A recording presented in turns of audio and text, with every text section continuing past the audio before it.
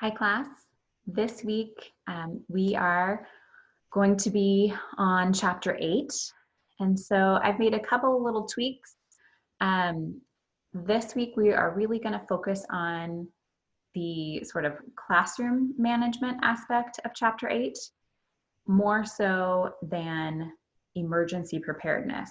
So I believe chapter 8 has both of those aspects.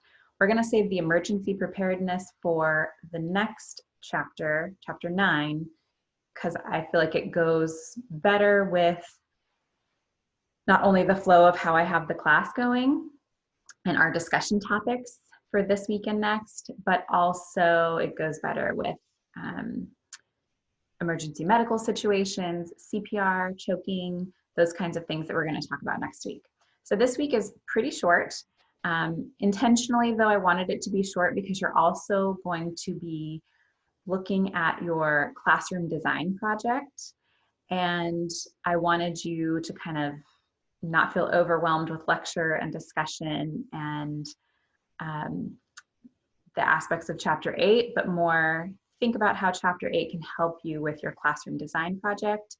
And I want you to be able to read through what the classroom design project is, have some time to think about questions, decide which format for the classroom design that you want to do, either the online version or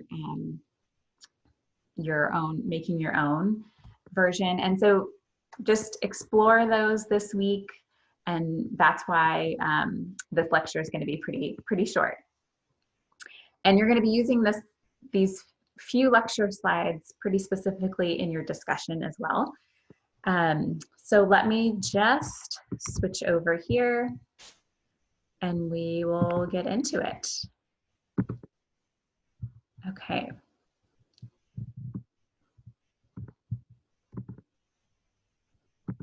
All right, so for chapter 8, we're going to be talking about unintentional injury a little bit, how to prevent those injuries, as well as some policy and safety guidelines that we can create. Oops, sorry. Oh my gosh, you guys. Okay, hold on. There we go. Okay. All right, so when we talk about unintentional injury, that is really a term that we used to say accidents, right? We used to just say something was an accident, meaning we didn't intend for it to happen. Nobody did. Accidents just happen. I think the reason that we've changed that wording is because it isn't accidents are not, if they're truly accidents, they can not be predicted, essentially. But I think that most of the time, when it comes to young children and their injuries, we kind of could have predicted it was going to happen. Now, maybe it was hard to stop, maybe things happened too fast, but a lot of times we're noticing with injuries for young children that there are, the classroom space was designed in a way that maybe could have been intentionally better so that it would have been safer for those young children based on their developmental age and level. Maybe they were participating in activities that were likely to end up with injury. Maybe the space was too crowded, and so there's too many bodies in one space. And so those things aren't actually accidents, because when we reflect back on the injury, we can see why it happened. And so that's why we now use the term unintentional injury, because we didn't intend for it to happen.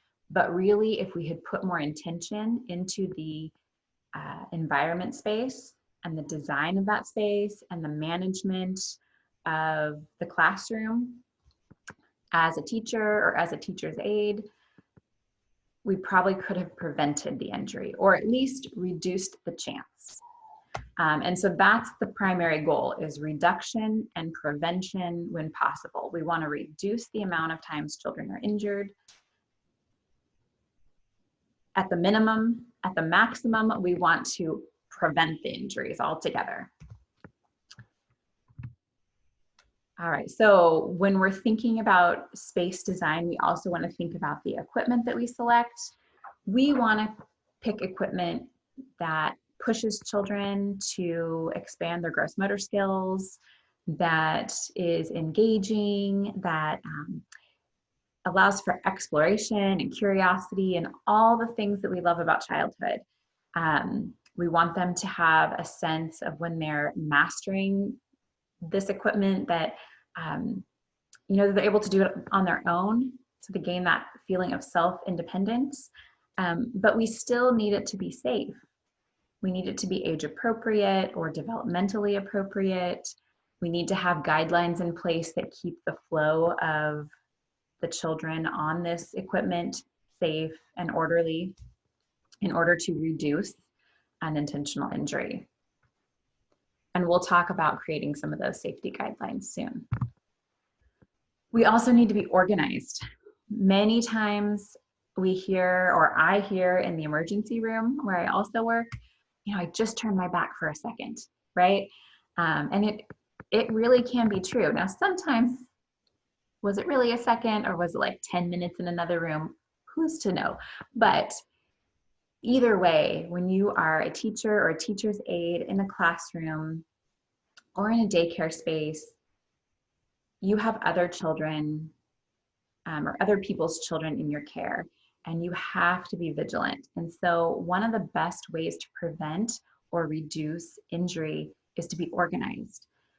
Because if you are having to constantly leave the kids in a space unattended and go get supplies or find something else that you need, more supplies of something because you didn't have enough, every time you're turning your back to retrieve those supplies, you're increasing the risk for unintentional injury. Of course, as you start to learn your children's behavior and you spend more time with them, you're going to know who doesn't get themselves in injury possible situations. You're going to know which ones kind of just do what they're supposed to do. And so it'll be easier to predict, but you can't always know. And especially if you're not attending the space with the kids, you're likely to find yourself in a situation where they've hurt themselves. And you want to anticipate the unexpected. So, when your back is turned, that's when that kid's going to start eating the shaving cream, right? Or they're going to start licking the glue stick, or they're going to grab the kid's scissors and head over to their neighbor. We've seen some pretty decent injuries from kid scissors. They're not, even though they're called safety scissors, they're not completely safe. And so you just want to make sure that you are anticipating what could happen. So maybe you're moving those items. If you do have to move away from the children, you have them in a container that you can just lift up onto the shelf so that they're no longer accessible, so that you're reducing the risk of an injury as you move away from the table. Just things like that to anticipate and think of ahead of time. So when we're thinking about creating guidelines for young children, we have to use them and create them in a way that children will be most receptive. And so one of the ways that I think is really helpful to remember is the acronym ARC, A-R-C. And so the first one is A, which is acceptable behaviors. This is really what we want to focus on. If we always tell children what not to do, that doesn't always help them, because then they don't know what they should do. And so we really want to encourage the guidelines to say what children should do, what we expect of them, what we're hoping that they will do, what their behavior will be like, and not what they shouldn't do. We also want to make sure that we include respect for shared property. A play structure at a school can be used very differently than a family's personal play structure in their backyard. And it's important that children realize that and understand that, and that there is some explanation that goes into, hey, we have these rules in place because there's 30 children at one time trying to use this one play structure. This is different than if it's just you and your brother at home on your own personal backyard play structure. And so it's important that we remind children about why we need to respect the property, how it needs to be used, which also goes into the C, which is concern for group safety. We need to help them understand that there are a lot more risks when it comes to this many children all in one place than there are if you're just at the park and it's just you and your brother at the park for the day. And so making sure that they understand those things, that's really important. And so keeping in mind ARC, acceptable behaviors, respect for shared property, and concern for group safety, when you're writing your guidelines, will help you to create guidelines that children will be more receptive to, but also will keep the group at large safer than if you're just thinking about an individual child and how they should use the play structure.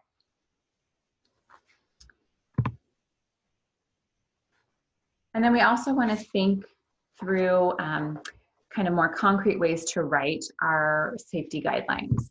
And so these three are what you're going to come back to for your discussion, along with the previous slide, when you're writing your own safety guidelines today. So in your discussion, there is 3 different pictures: an outdoor play space, an indoor play space, or indoor preschool area, and then an art table. You're going to write 2 guidelines for each of those spaces. So you should have 6 guidelines altogether. And you're going to use not only the ARC model, but also keeping these guidelines in mind. So you want to use positive statements. Again, that goes back to acceptable behaviors in the A part of ARC. And so you really want to make sure that when you're writing your guidelines for children to be more receptive to them, you're telling them what you want to see from them. So if we're talking about a slide in an outdoor play space, we would say something like, slide down on your bottom, right? The slide is for sliding down on your bottom feet first, or however you want to say it. But we're telling them what we expect and how to use it. It also, hold the rail with both hands. So if there's stairs, we're telling them how we expect their behavior to be when they are on the stairs. We expect them to be holding the rail with both hands. So you're keeping it positive. You're not saying, don't go up the slide. Don't run down the stairs. Because again, that doesn't tell them what we want to see. And so then they have to guess. And kids are kids, right? They don't think ahead of what the safety concern is. And so they're not going to make the right choice. So we have to help them. We have to tell them what we want. Avoiding what not to do unless safety is endangered. So this goes along with writing out your safety guidelines, but also when you're speaking to young children. You don't want to use the words don't, no, not in overabundance. If you're always using these negative words, they start to tune it out. They will just ignore it. It becomes white noise in the background. They're always hearing, no, don't do this, don't do that, no, that's not right. And so they just start ignoring it. So if you're usually using positive statements, say 90% of the time, but then all of a sudden that child's doing that one thing that they need to stop immediately, they're about to run out into the street or whatever, about to jump off the side of the slide and fall onto another child, that's when you're going to throw out the no, because then it's going to catch their attention and it's going to make them stop in their tracks. If you're always saying negative things to the children, they'll stop listening to it. So you really want to save those no's, those don'ts for when safety is an immediate concern and it not be just your everyday language. and certainly not how you write your guidelines. And you want to enforce consistently and complement. So this goes to more about how you're going to interact with the children. When you see them holding the hands with both, or holding the rail with both hands, when you see them sliding down on their bottom, you're going to compliment them. You're going to reinforce those positive behaviors with positive statements, because children like attention, and they like attention of any kind, even sometimes negative. And so what we want to do is we want to really let them know as a group, hey, you're going to get attention for the positive things, maybe not so much for the negative. So focus on the positive. And so that's one thing that you really want to try to do with your everyday language and talking with young children when you're in the space with them, is to not only enforce consistently, so you can't like sometimes ignore the fact that some children don't follow the rules, and then sometimes be a stickler for it. It needs to be consistent. The expectation is you go down the slide on your bottom. If you're not able to do that today, then you might need to find another place to play. And you can try again later at another recess, or tomorrow if you're feeling more like following the rules, right? We're still giving the child a choice. We can still be positive about it. We don't have to get angry, but we need to let them know, hey, that's not safe when there's 30 kids. And so we have to follow this rule, or we have to play somewhere else. Just how it is here. And then you want to compliment, right? So when you do see that child, especially the ones that struggle with following the rules, you really should try to watch, not for them to do things wrong, but for them to do things right, because that will really help turn them around. Okay, and that is it. We are done with our slides for today. I told you it was going to be quick. Okay, there we go. So you're going to use those last couple of slides, the ARC and the 3 guidelines that I was just talking about. You're going to use those in your discussion to write your own guidelines on 3 different spaces that you might find in a typical preschool. If you have any questions about that, please let me know, and we'll see you soon.